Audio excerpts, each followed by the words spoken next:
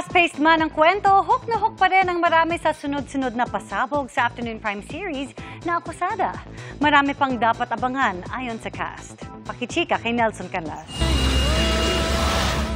Maraming lihim ang mabubunyag sa pagitan ng mga karakter na ginagampanan ni Andrea Torres at Benjamin Alves sa umiinit na mga tagpo sa top-rating GMA Afternoon Prime na Akusada. Ayon kay Andrea at Benjamin, the show will take the viewers to the edge of their seats.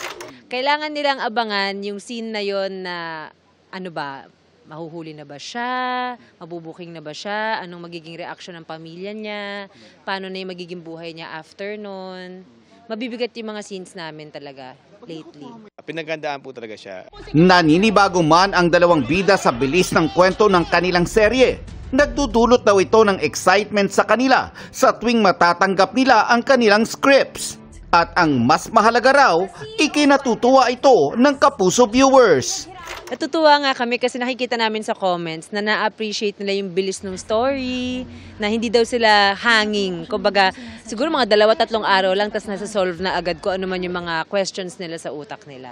Yung mga nanonood po talaga ng hapon, pero gusto po namin yung mga based sa studies, gusto nila po talaga yung mas mabilis na pace, kumbaga, ng story. Nelson Canlas, updated sa Showbiz Happening!